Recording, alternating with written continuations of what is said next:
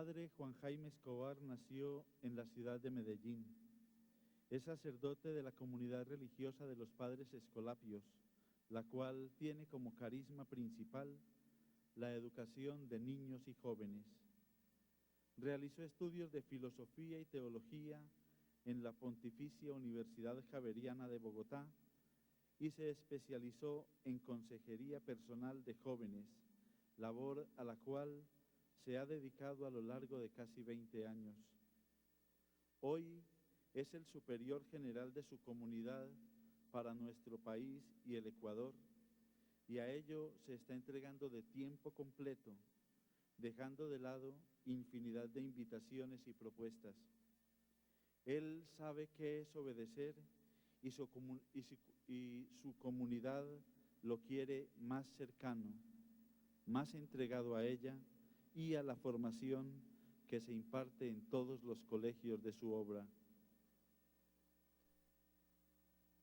Amigo, ¿cuánto tienes? ¿Cuánto vales? Principio de la actual filosofía, dice una canción de los años 70. Nos movemos en un mundo que con su fuerza y su vigor nos deslumbra. Un mundo hermoso, construido con la fuerza de la perseverancia, con la intrepidez y el orgullo de ser los mejores en todo. Ese deseo de grandeza, de inmensidad, de dominio, de poder, sin embargo, se labra en muchos casos pisoteando a los más débiles, a los más ingenuos y en muchos casos, como dirían ellos mismos, a los que se dejan. Retos de conciencia en doble moral. Bienvenido, Padre Juan Jaime. Muchas gracias por su generosidad y su respaldo para Televida. Todos estamos ávidos de escucharle. Les reitero la invitación a todos para que apaguemos los celulares.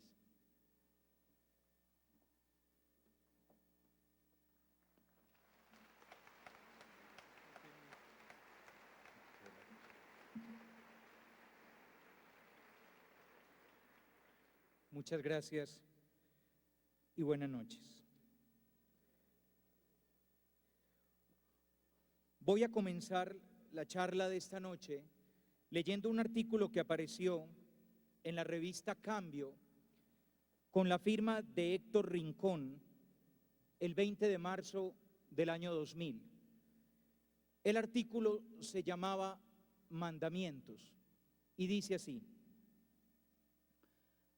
ayudados por el enrarecido ambiente delictivo y por un ambiguo sentido del humor que a veces actúa como legitimador de nuestras caries más profundas, los colombianos hemos inventado unos nuevos principios y por ahí derecho, con una impavidez también ambigua, los hemos bautizado como los nuevos mandamientos. Lo habrás oído, lo habrás dicho, el 11º mandamiento, dicen por ahí a cada rato, no dar papaya. Y quien lo dice sonríe con la sonrisa de haber dado en el blanco con una lucidez del mediodía. Y no obstante la frase tan manida, tan insulsa y sobre todo tan antipedagógica, florecen sonrisas en el ámbito para refrendar la validez de lo que significa. En beneficio del chiste no se mide la invitación que ello envuelve, y hasta los niños, los he oído, los habrás oído, repiten la proclama que los aísla, que los vuelve paranoicos y desconfiados y que los aleja del clima que debe haber cuando se vive en comunidad. Porque todo eso y más significa ese postulado, en la dinámica que alcanza la podredumbre. No dar papaya es no asumir un solo riesgo, ni personal ni económico, lo cual, por el primer lado, limita el crecimiento de cada uno. No salgas de la urbanización que te dieron por ciudad.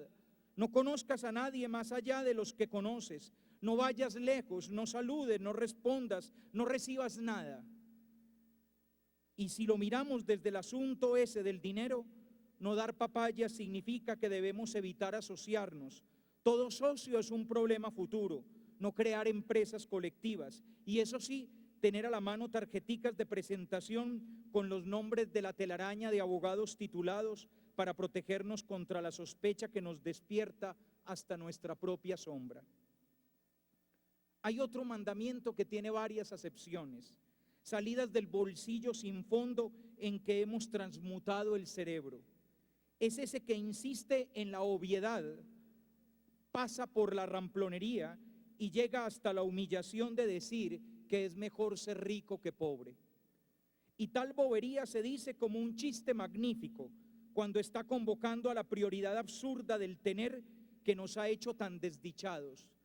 Ese mandato ha heredado otro como una llaga al que le ponen voz de abuelita y lo dramatizan y todo diciendo: consiga plata, mijo, honestamente, y si no puede, consiga plata, mijo.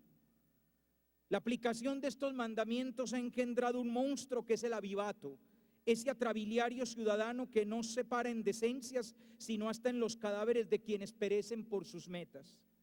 Qué tan vivo, decimos, qué man tan avión, también decimos, y le damos cierta bendición a la tarbana, quien muchas veces glorificamos por sus corones y por sus destrezas.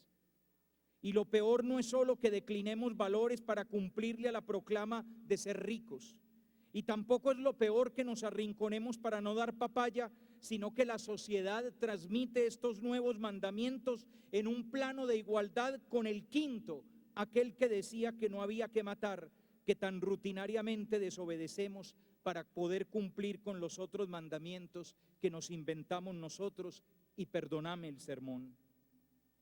Una de las reformas más profundas que deberíamos hacer en la búsqueda de otro paraíso es la de las premisas que damos por ciertas. Una reeducación que llaman por ahí.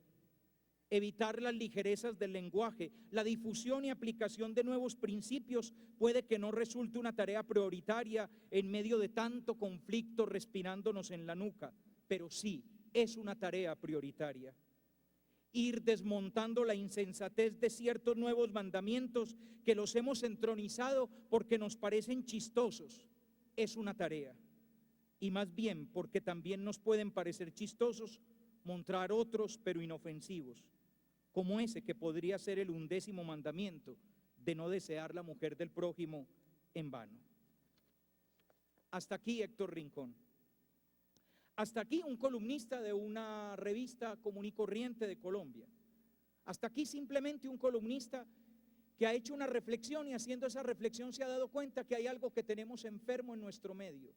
Y eso que tenemos enfermo en nuestro medio es aquello tan manido, tan traído, tan dicho tantas veces, tan insistido y tan repetido de los valores. Todos los que trabajamos en educación sabemos de la importancia teórica, claro está, que tienen los valores. Sabemos que la gente busca los colegios por los valores, que no hay colegio que no tenga en su ideario, en su filosofía, en su misión, en su visión y en todos esos papeles bonitos que sabemos escribir. No hay colegio que no tenga escrito que aquí son muy importantes los valores. E incluso las compañías, y dentro de todo este proceso en el que estamos ahora de calidad, también se plantean que tienen que tener valores. Valores, los valores son importantes. Valores, es que se acabaron los valores. Valores, es que es muy importante que la juventud tenga valores. Valores, padre, yo traje el niño a este colegio porque aquí enseñan valores.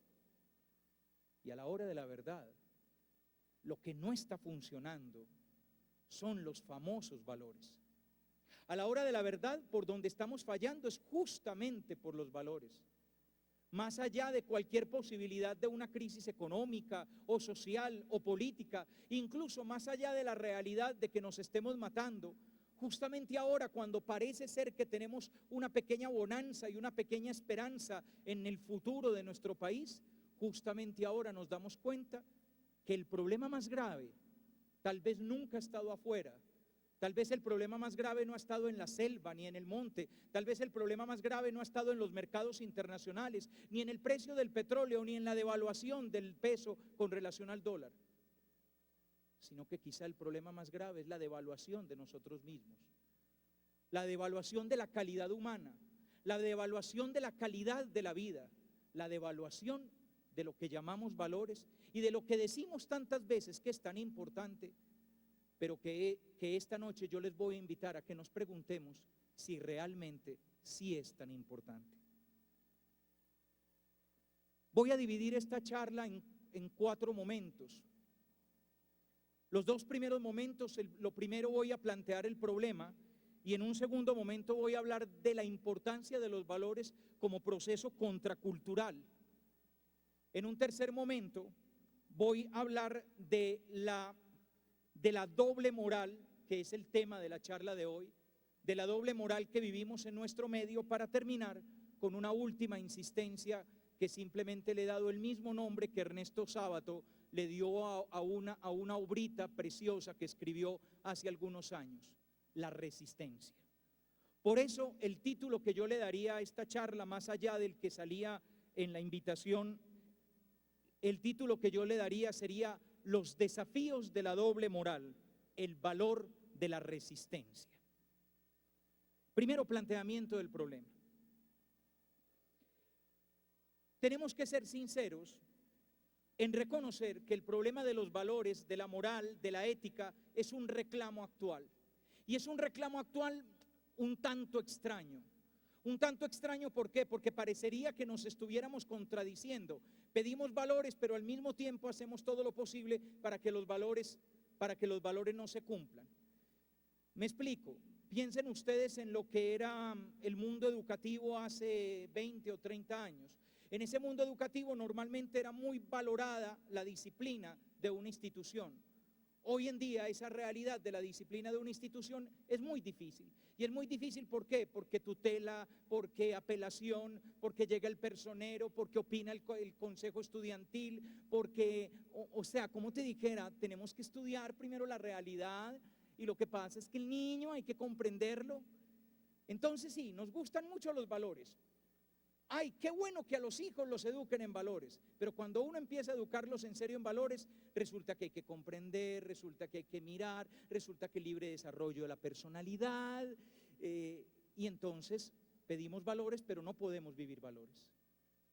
Estamos viviendo una realidad conflictiva hoy en día, y esa realidad conflictiva es que por un lado reclamamos valores. Nos damos cuenta que un problema serio de nuestra sociedad es el problema de los valores.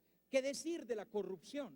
¿Qué decir de las vajillas de 90 millones de pesos? ¿O qué decir de las motocicletas compradas con los recursos de nosotros para que un alcalde pueda ir a su finca? ¿Qué decimos de todo el despilfarro y de toda la realidad de nuestra sociedad? Entonces inmediatamente ponemos el dedo en la llaga y decimos: el problema es de valores. Pero si estamos decididos a vivir valores, con todas las consecuencias que tiene vivir valores, con todas las implicaciones, con todo lo incómodo, con todo lo tremendamente comprometidos que son los valores. Porque los valores no son palabras bonitas, los valores son principios existenciales y cuestan y son difíciles y exigen que en ocasiones uno se niegue a sí mismo, que uno niegue apetencias que uno podría considerar legítimas, pero que resulta que lesionan algo tan grande como un valor. Estamos en una época en la que desde diferentes perspectivas se reclama, queremos valores, queremos un redireccionamiento moral, un redireccionamiento ético. Este planteamiento de los valores se hace en una época en la que estamos viviendo una sobrevaloración absoluta de la libertad, de una libertad entendida de la manera más decadente que pueda existir. Miren, muchachos, a lo largo de la historia ha habido diferentes conceptos de libertad. El único concepto de libertad que existe no es el que tenemos hoy. Por ejemplo, existe el concepto de libertad judía. Para el pueblo judío, la libertad era cumplir la voluntad de Dios expresada en la ley sagrada de Israel, vivir la Torá, así lo llamaban ellos. Cuando uno cumplía la santa ley de Dios, entonces uno era realmente libre. Luego viene la propuesta de libertad que plantea Jesucristo en el Evangelio. La libertad de Jesucristo es: uno es libre cuando hace la voluntad del Padre.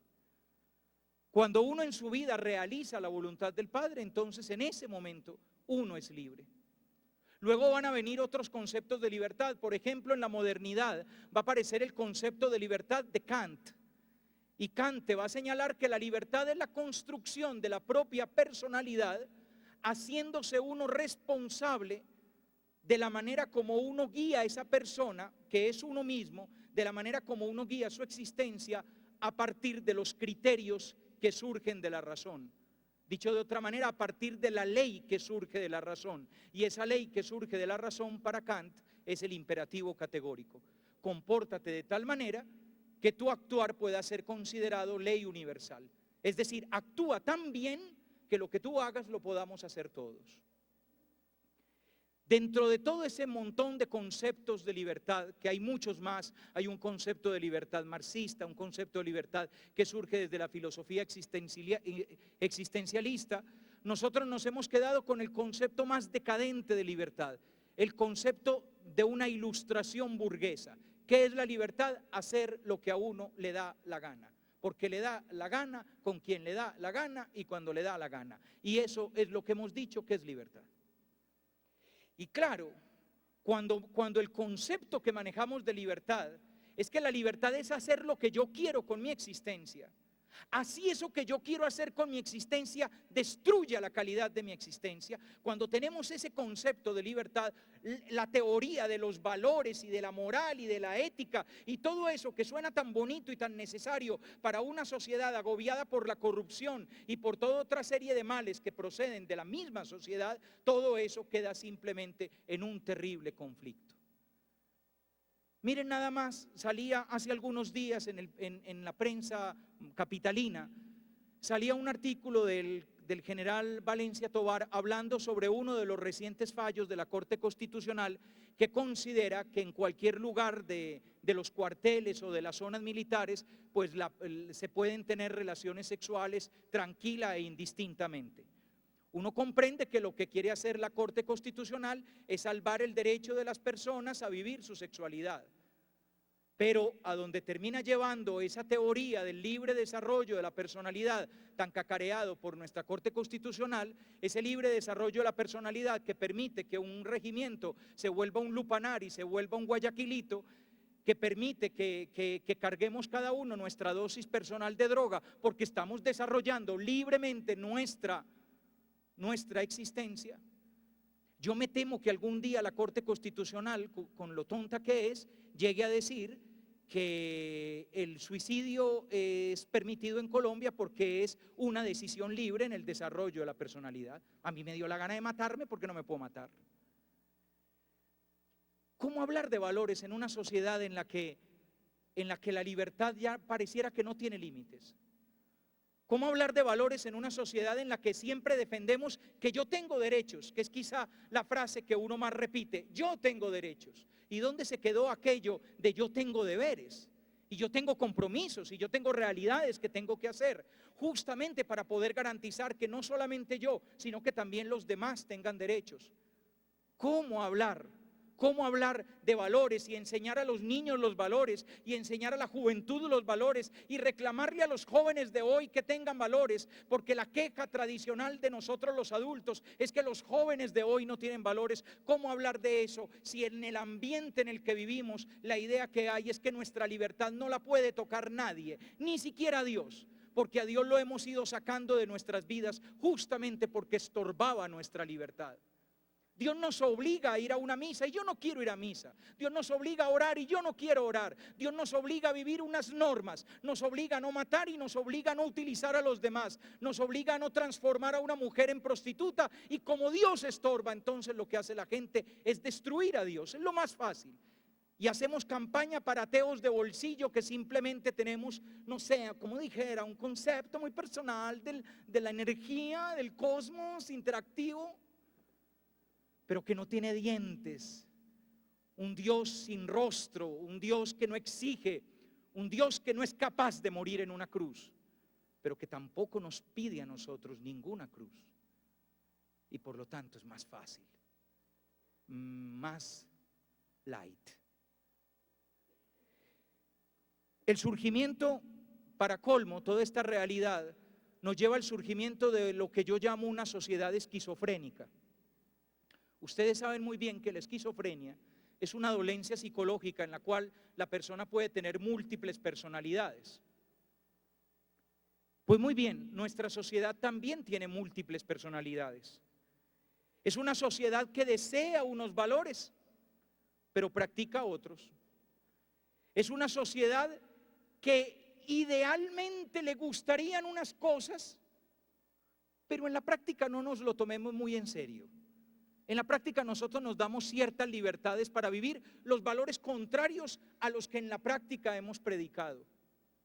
Para no ir más lejos, somos una sociedad en la que nos fascina que los niños hagan la primera comunión, que para muchos niños también es la última, porque queríamos que hicieran la primera comunión, pero después de eso les enseñamos que el domingo es en la finca y que la misa es un problema. Entonces, ¿para qué hicieron la primera comunión? Somos una sociedad que se estremece viendo novias de blanco entrar a una capilla cuquísima, divina, con una vieja gorda cantando desgañotada el Ave María de Chugra, Ave María. Y eso somos felices, los señores de Sacoleva, los otros de smoking alquilado, los únicos que son dueños del smoking son los meseros. Todo el mundo muy bien vestido para el día de una boda. Yo me pregunto, ¿harán lo mismo el día que se separan? También habrá vieja gorda cantando el Ave María, también habrá señores vestidos de frac, qué bueno, nos vamos a separar y va todo el mundo. Vivimos en un mundo de tanta apariencia tonta. Ponemos la apariencia de que nos interesa amarnos en el nombre de Dios, pero nosotros no nos amamos en el nombre de Dios. Amamos a partir de nuestro egoísmo, de nuestras tripas y de nuestros arranques, de nuestros rencores y de nuestros resentimientos. Nosotros bautizamos a los niños por cumplir con una costumbre cultural, pero no hacemos de esos niños una persona que se llene de Jesucristo a lo largo de su vida. Somos una sociedad doble. Por un lado, un rostro bonito de los valores hermosos que decimos, y por el otro lado somos lo que somos. Por aquello de una frase que repetimos mucho: el que peca y reza, empata. Y a nosotros nos fascina empatar. Como decía el Chiqui García, lo importante es ir sumando. Y nosotros ahí vamos sumando de empate en empate. Nos pasamos la vida empatando porque no nos enseñaron a ganar. No nos enseñaron a que había que vencer y que no es lo mismo rezar que pecar, y que cuando uno peca, cuando reza no empata, ya va perdiendo. Ya el partido está perdido. Por todo esto, muchachos, vamos a hablar hoy de doble moral. Y esta doble moral los voy a invitar a un pequeño viaje que los llevaré ahora más tarde. Primero voy a hacer una parte más teórica y perdónenme, es un defecto filosófico que tengo por el hecho de ser filósofo. Primero vamos a hacer una preparación teórica para tener unas herramientas que nos permitan entrar al viaje que les voy a proponer. Pero les voy a invitar a un viaje, el viaje de mirar nuestra cultura en el espejo. No digo mirarnos nosotros mismos en el espejo. A lo mejor yo no soy así, pero nuestro mundo colombiano y nuestro mundo paisa es así. Y les voy a invitar a que nos veamos en el espejo. En ese espejo de lo que no necesariamente nos gusta muchas veces aceptar. Porque nosotros tenemos un concepto muy agrandado de nosotros mismos. Tenemos un concepto de que somos la raza que no agachó el cuello ante la tiranía. Somos los que llevan en la mano el hacha. Somos la libertad que perfuma. Somos el pueblo donde se pasa más rico, donde se disfruta más. Una maravilla. Es que el que no se amaña acá, no se amaña ni enjabonando la novia.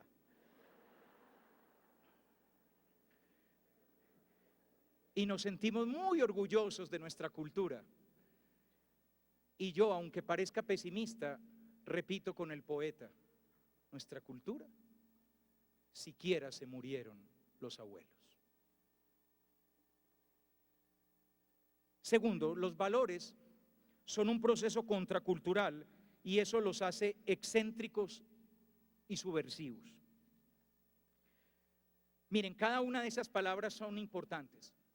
Cuando hablamos de valores, muchas veces no nos damos cuenta que es lo que estamos diciendo. Porque cuando hablamos de valores creemos que estamos hablando el gran problema cuando hablamos de valores es que creemos que estamos hablando de unas ideas absolutamente claras. A uno le gusta enseñar valores y nos gusta que los niños aprendan valores. Y si ustedes van a los colegios que educan en valores, verán que hay una semana del respeto, una semana de la tolerancia, una semana de la amistad, una semana de la ecología. Y ahí es donde estamos enseñando valores, y yo les tengo malas noticias, y ahí no se están enseñando valores. Ahí se están recordando, insistiendo, cantaleteando, pero ahí no se enseñan los valores. Los valores no se enseñan en los colegios. A mí me llama mucho la atención que hoy en día se repite mucho una escena, y la escena es la siguiente.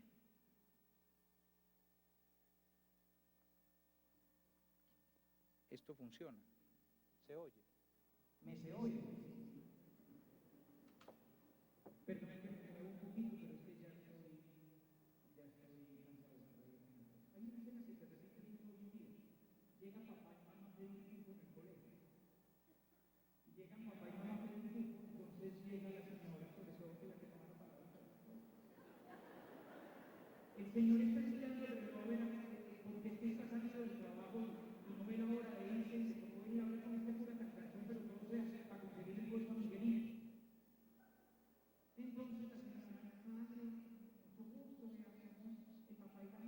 Miguel Alejandro Urbina Salcedo, nosotros queremos que nos reciba en su colegio y tenemos mucha gana de entrar al colegio. Entonces empiezan primero para conseguir el cupo, lo primero es decir que el colegio es muy bueno. Claro, no le van a decir a uno, vea, lo traemos acá porque esto es el desnucadero más horrible de Medellín, no.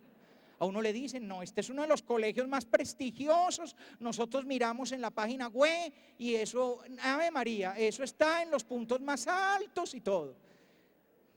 Segundo, para irlo ablandando a uno más, padre, y los valores. Ay, es que eso es lo más importante que hay hoy en día. Yo quiero que me le enseñen valores a Miguel Alejandro, estos muchachos de ahora tan raros, tan díscolos, tan groseros, tan llevados de su parecer con esas noviecitas tan levantadoras, ay no, tan trompiconas. Ay padre, valores, valores, valores. Eso es muy importante, y fuera de eso, principios religiosos, padre, que son tan importantes en la vida. Su reverencia. Cuando ven que uno se está haciendo como el duro, hasta le dicen, y Miguel Alejandro es un niño muy espiritual. Yo creo que tiene hasta vocación.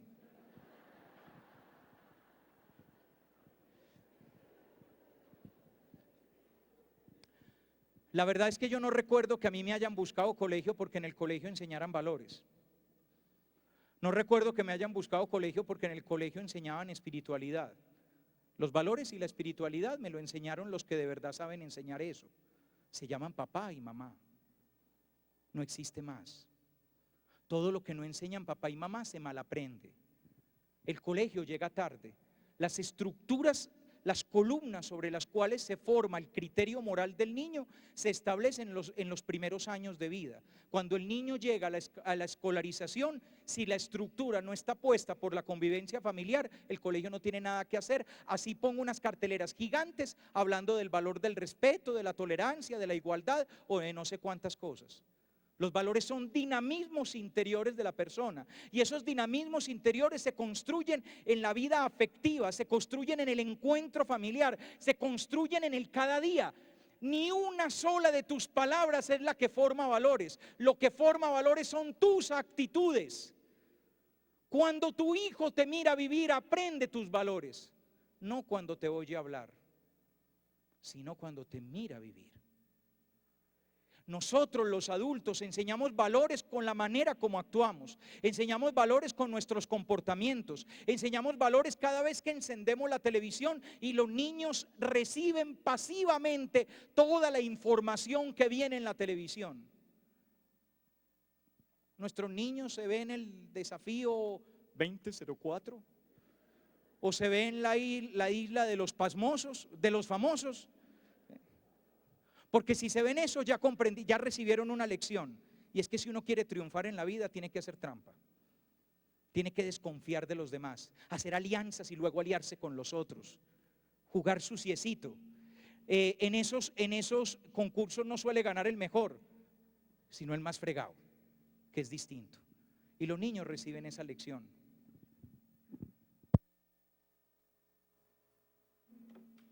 de que al enemigo hay que destruirlo cada vez que juegan juegos de video, y que al enemigo hay que destruirlo sin misericordia.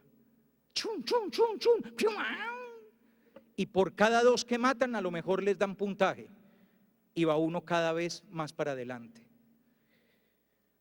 Lo que llamamos valores, la ética se produce por una experiencia vital, la ética se produce por una experiencia comunitaria, la ética se produce por una experiencia del etos en el cual uno vive. De hecho, la palabra ética proviene de la palabra etos. Es el mundo alrededor del cual uno nace, crece y vive. Y uno toma el rostro, uno toma las apariencias, uno toma las palabras, los gestos, la manera de ser de ese etos que me rodea, de ese mundo en el cual yo estoy creciendo.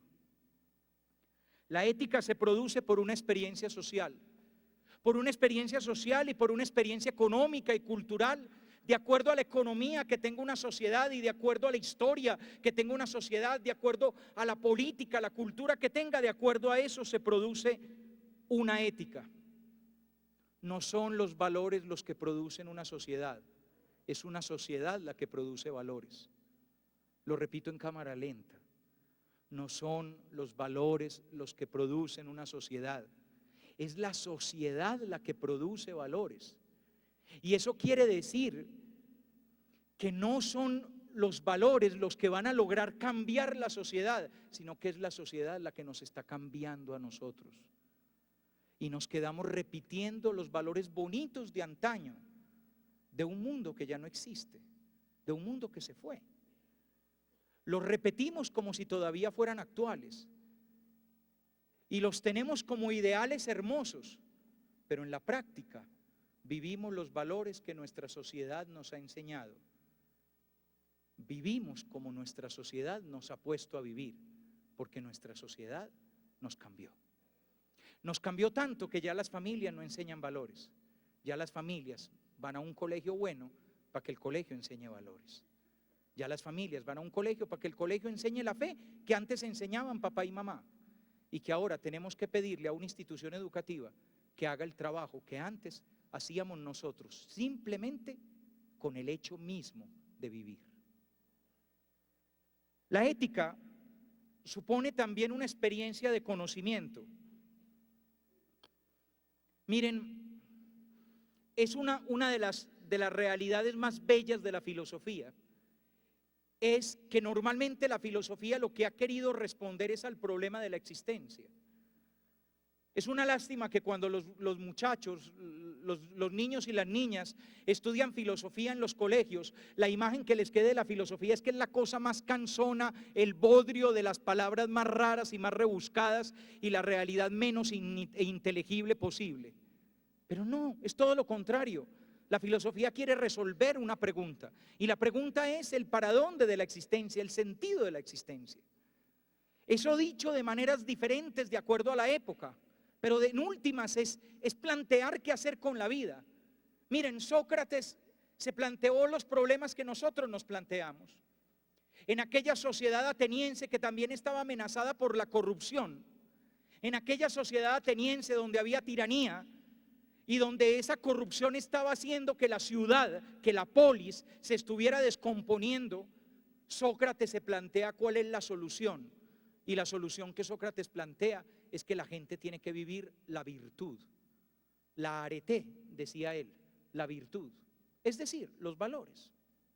Su discípulo, Platón, se va a plantear que es que el problema es que uno no puede vivir los valores mientras no conozca la verdad.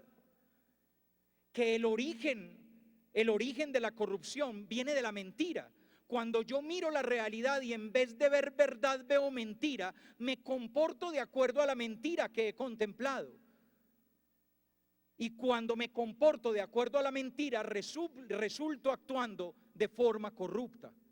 En cambio, si yo pudiera conocer la verdad, actuaría de acuerdo a la verdad y sería virtuoso. Estamos hablando de Platón, siglos antes de Jesucristo. Mucho tiempo después, Immanuel Kant va a plantear algo similar. Ustedes saben que las dos grandes obras de Immanuel Kant son la crítica de la razón pura y la crítica de la razón práctica. Para Kant, la razón humana tiene dos usos: el uso puro y el uso práctico. El uso puro de la razón es para conocer y el uso práctico de la razón es para actuar. Entonces Kant escribe su primer libro, La crítica de la razón pura, para enseñarnos cómo tenemos que conocer de manera científica para llegar a elaborar juicios sintéticos a priori y mediante los juicios sintéticos a priori lograr llegar a la verdad absoluta. Porque si conocemos la verdad, vamos a actuar de acuerdo a la verdad. Y entonces escribe La crítica de la razón práctica, en la que dice que un espíritu humano, una mente humana que contempla la verdad, que conoce la verdad a través de la razón, entonces actúa de acuerdo a los parámetros que surgen de la misma razón. Y la razón le está diciendo al ser humano que actúe en coherencia con la verdad. En términos de Kant, que actúe de acuerdo al imperativo categórico. El imperativo categórico tiene dos maneras de formularse. La primera, que dije hace ya algún rato: compórtate de tal manera que tu actuar pueda ser considerado ley universal. Se los traduzco: actúa de tal forma que lo que tú hagas lo podamos hacer todos. Si no lo podemos hacer todos, entonces no lo hagas. ¿Ven qué bonita es la norma? Es divina. Además es perfecta. Todos, a ver, tú quieres tener moza, todos podemos tener moza. Yo también puedo tener moza. Y no pasa nada. Tu hijo puede tener moza, tu hija puede tener mozo. Ah, no, tu esposa puede tener mozo. Ah, no, es que eso, entonces si los demás no pueden, tú tampoco. ¿Ven que es una norma perfecta? Es la norma de la razón que dice Immanuel Kant.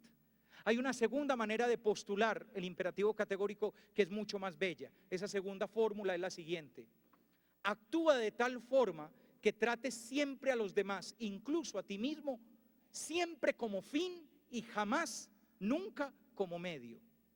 Es decir, los demás y tú mismo nunca jamás deben ser un medio para alcanzar un fin.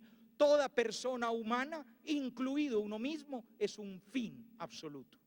Por lo tanto, los demás no son los instrumentos que yo utilizo para mis fines, y ni siquiera yo mismo soy el instrumento que utilizo para mis fines. ¿Qué quiero decir con toda esta parrafada filosófica que he dicho? Que para que pueda haber valores tiene que haber reflexión. Tiene que haber reflexión filosófica. Tiene que haber un hacerse problema de la existencia. Tiene que haber un plantearse la responsabilidad de vivir. Jean-Paul Sartre decía que el ser humano era un hombre condenado a ser libre. Y cuando decía que el hombre estaba condenado a ser libre, lo decía porque era consciente de la gravísima responsabilidad que tiene ser un ser humano. Los seres humanos somos los únicos seres que tenemos que dar cuenta por lo que hacemos o por lo que dejamos de hacer. Cuando un volcán explota, no tiene que dar cuenta a nadie de por qué explotó. Los volcanes explotan. Cuando un huracán arrasa un pueblo, como lo hemos visto en estos días en República Dominicana y Haití, el huracán no tiene que dar la razón, la ventisca, la lluvia y el aguacero no tiene por qué dar la razón de por qué han llovido tanta agua y han producido tanto dolor. Pero cuando yo miento, o cuando yo insulto, o cuando yo hago daño, yo sí tengo que dar cuenta de lo que hago. Es la gravísima responsabilidad humana, es el hecho de sentirnos responsables, responsables de lo que hacemos o responsables de lo que no hacemos.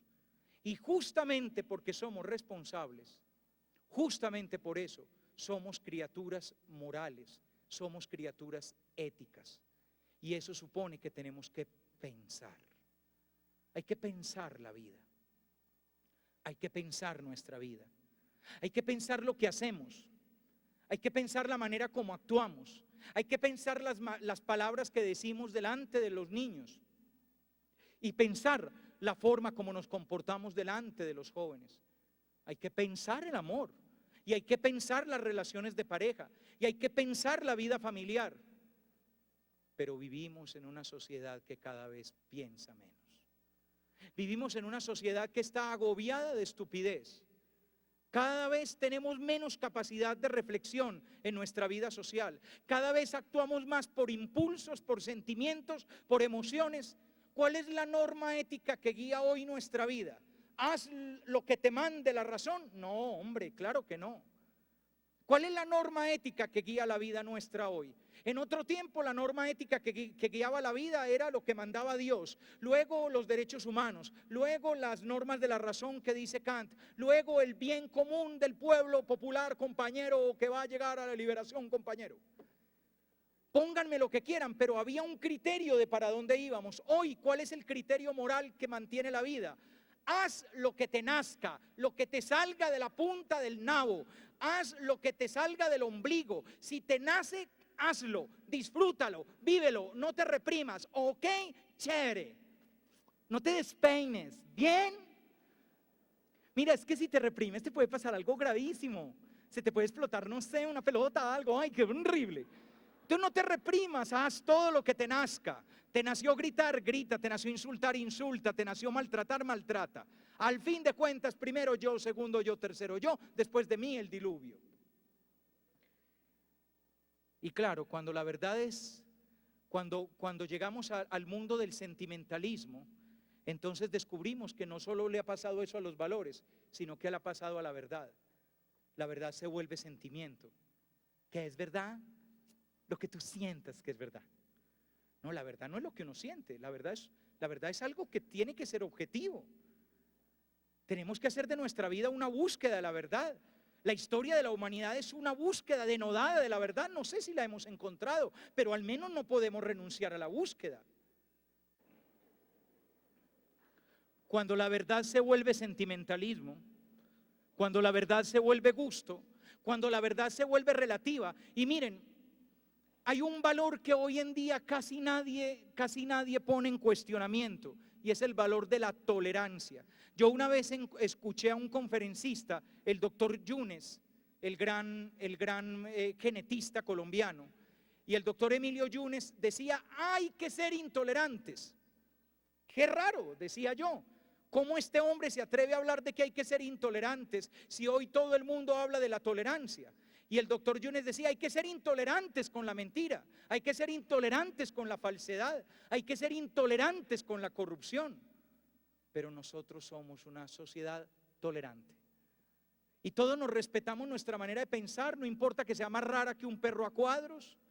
Ya las personas, eso es una maravilla. Hoy en día la gente no tiene que demostrar que lo que está diciendo es cierto, simplemente porque lo piensa, se supone que es cierto y que me tienes que respetar mi manera de pensar.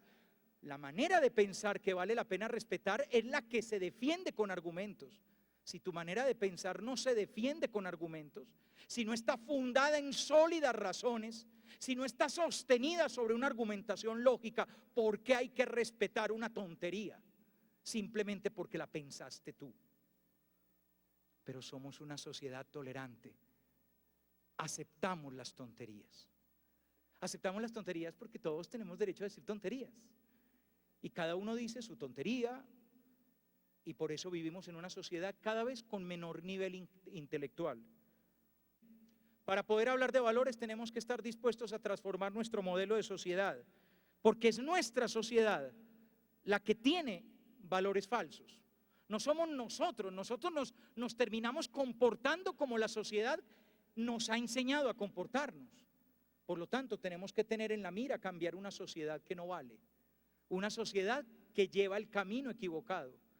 Pero todavía hoy en día alguien habla de cambiar una sociedad, porque pareciera que ese discurso se archivó, se cayó el telón de acero, se acabó el muro de Berlín y nadie más volvió a hablar nunca más de cambiar la sociedad.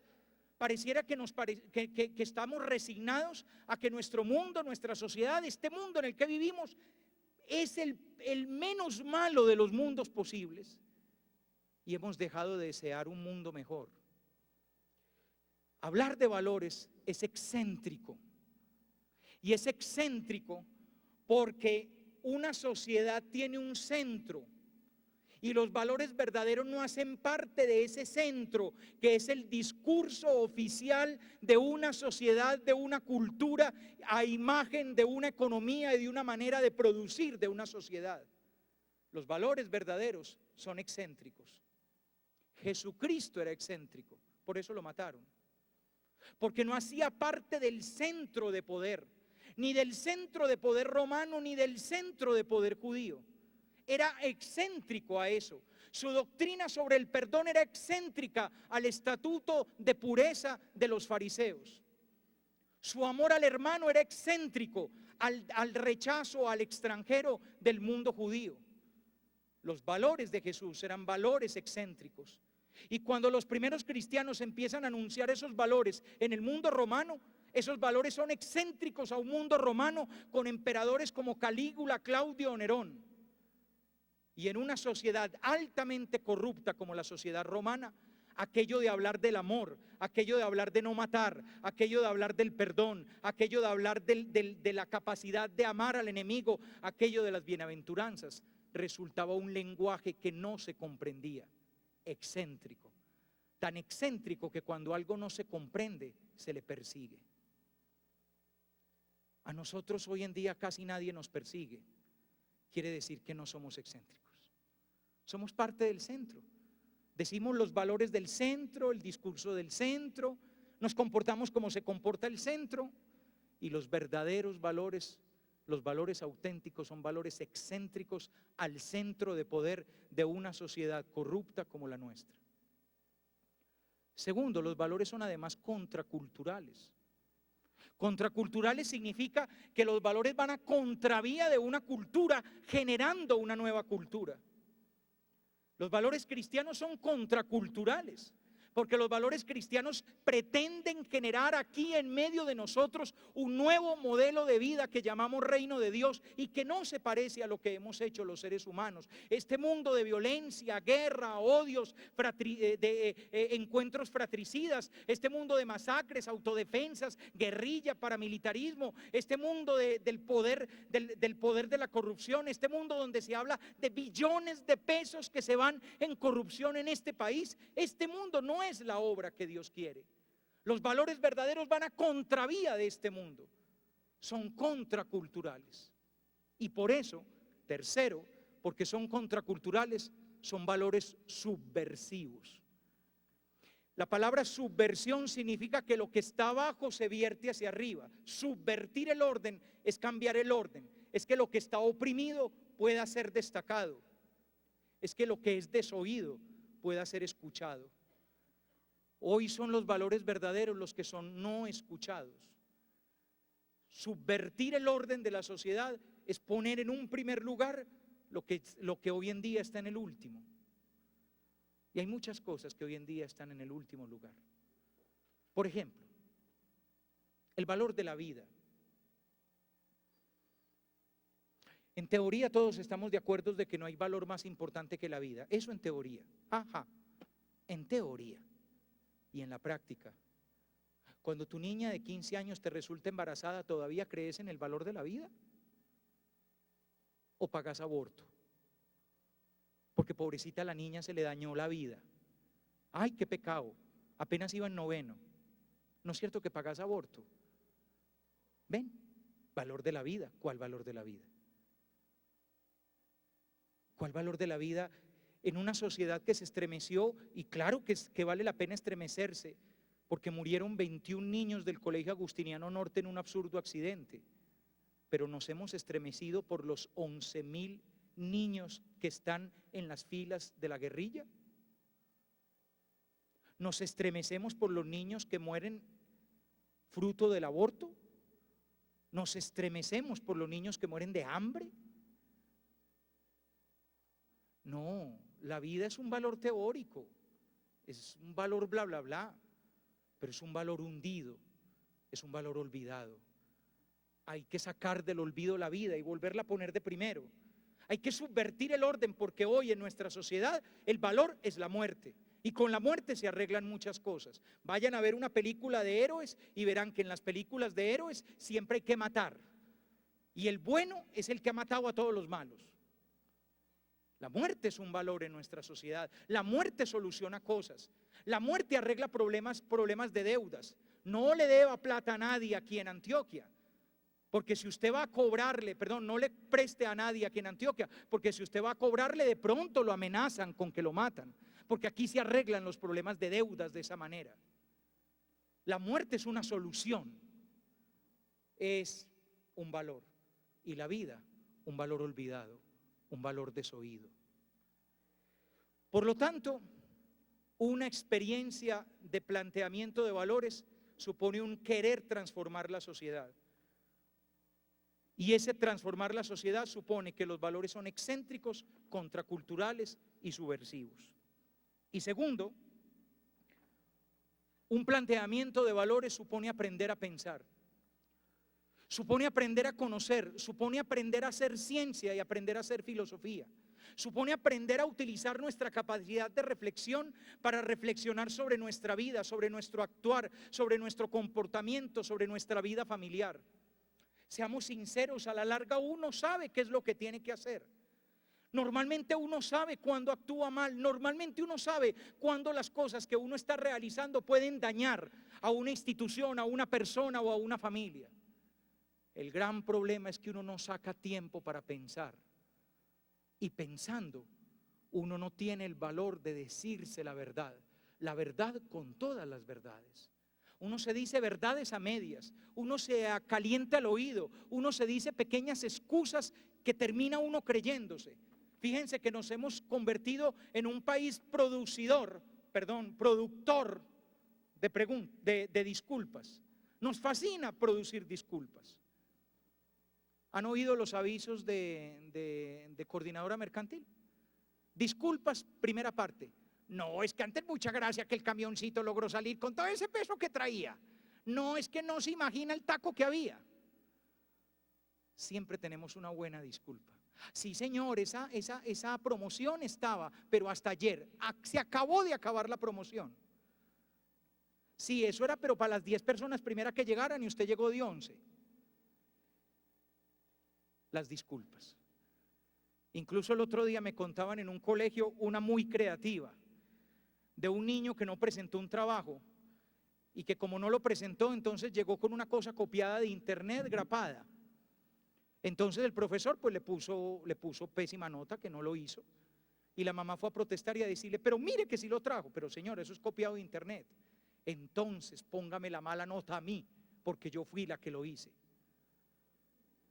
No, señora, pues usted también hay que ponerle mala nota, pero es que usted ya me imagino que se graduó, no sé cómo hizo, gracias Espíritu Santo por bachillerato recibido, pero deje que el niño enfrente la vida. No le quite con disculpas el deber de enfrentarse a la radicalidad de la vida. Cuentan una anécdota impresionante del ministro Stroh en el Reino Unido, en Inglaterra. Y es que en una ocasión él llegó a su casa y encontró a su hijo de 15 años consumiendo droga. En ese momento, el ministro Stroh tomó a su hijo, lo montó en el automóvil y lo llevó a la jefatura de policía más cercana y lo entregó a las autoridades para que lo encarcelaran por consumir droga. ¿Nosotros seríamos capaces de hacer lo mismo? No, el colombiano promedio, si al día siguiente me llaman del colegio a decir que el hijo está consumiendo droga, me indigno, pongo cara de ofendido. ¿Cómo se les ocurre que Miguelito pueda meter droga? Él es un poco drogo, pero no más. Nosotros quedamos bien, sacamos disculpas, suavizamos las cosas, no nos decimos las verdades, por eso no cambiamos, por eso no ponemos remedio. Sabemos que estamos actuando mal, pero no ponemos la solución a ese actuar mal, porque no tenemos el coraje de reflexionar sobre nuestra vida y decirnos la verdad. Y eso, si no lo hacemos nosotros, que somos adultos, ¿cómo lo van a aprender nuestros niños o nuestros jóvenes? Porque los colegios no enseñan valores.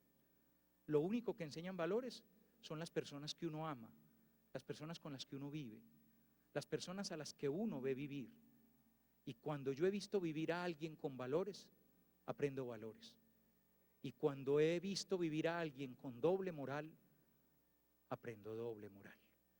Y nuestros niños y jóvenes de hoy han aprendido esa lección, la lección de nuestra doble moral.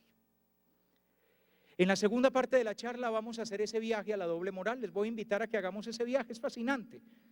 Lo vamos a hacer a partir de expresiones de nuestra misma sociedad, de expresiones que estoy seguro, como las que decía Héctor Rincón, las hemos oído, las habrás dicho, las he dicho, las hemos oído alguna vez en una conversación familiar.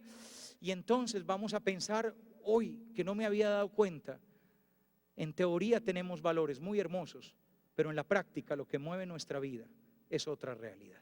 Eso lo veremos en la segunda parte. Vamos a tener un descanso de 10 minutos para ir al baño, para descansar, estirar las piernas, y dentro de 10 minutos nos encontramos acá.